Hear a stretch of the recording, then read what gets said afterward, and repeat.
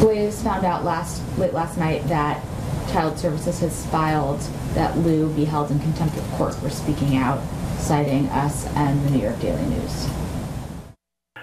I was at the train station waiting, and I got the email from my attorney that Mass DCF has filed the contempt of court for speaking to the media, which violates the gag order. And the punishment for that is what? It can either be a civil punishment, but it could be criminal. So speaking out to try to save your daughter, you could, a civil punishment would mean they'll fine you. Correct. But the other is you could go to jail. How long could you go to jail for? Don't know. They take his child. They kidnap. Why? It's the hospital. It's DCF. It's Harvard. It's the Boston Globe. It's the governor's office. It's everybody. They've all been involved now. They've all touched this thing. And they've all had, well, you know what? I've got friends. Your friends at Boston Children's Hospital, they called. That you don't understand this thing. They're on the right side, believe me. Oh, okay. All right. Well, let's just keep going. And so now it's too late. They are trying to literally bury the evidence. You just drag this thing out. Bury the evidence. He should pray he goes to jail now. Because maybe that will be a story, that a dad goes to jail speaking out. Maybe that becomes a story that they actually start to stand on. Would you double down on this story? Like, do you say we should go to that city and broadcast? We make it bigger, or do you say this is no legal matter? And No, I think we absolutely stay at the forefront of the story. Yeah, push the house on the table. Yeah. Push it harder. All in. We're the only ones. Girl's life is at stake here. We're the only ones. It's not just her. What people need to understand, it's not just her. I mean, I really, honestly, yesterday we were talking about this, and when he talked about, not being able to see my daughter and what they're doing, you're now down to 20 minutes a week. One 20-minute phone call, supervised, monitored, limited as to what we could say, and one 1-hour visit. How are you dealing with this? How is your heart dealing with this? Focusing on anything but Justina, it's a full-time passion, just like Glenn, if I took your child away. Oh my,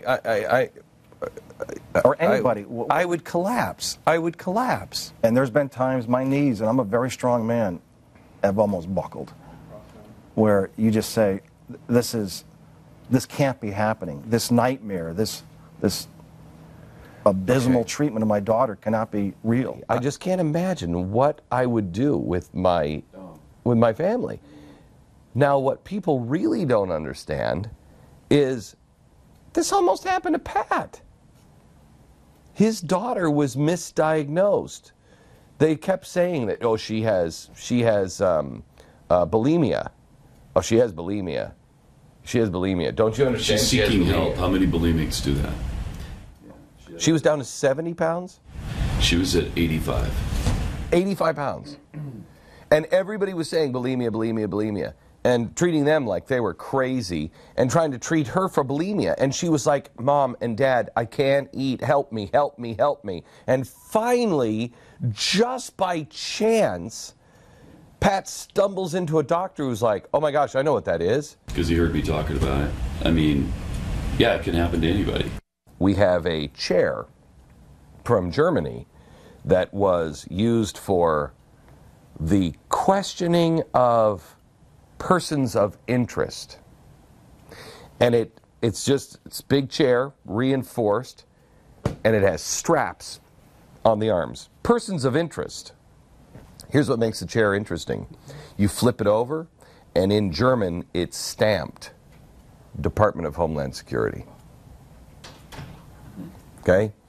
So I'm a little hyper-focused on what happens when a state grows out of control and starts to say, you know what, we know better than you.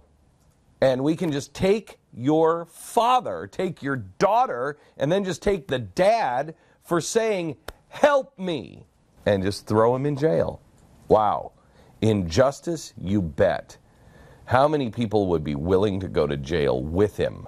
I'm saving my daughter's life. I know. That's the bottom line. I know. Is he doing anything wrong? Tell me that. He's going to jail. Did he do anything wrong? I'm not doing anything wrong. Well, neither was he when he was taking his daughter to the hospital. I want to take a picture. Neither was he.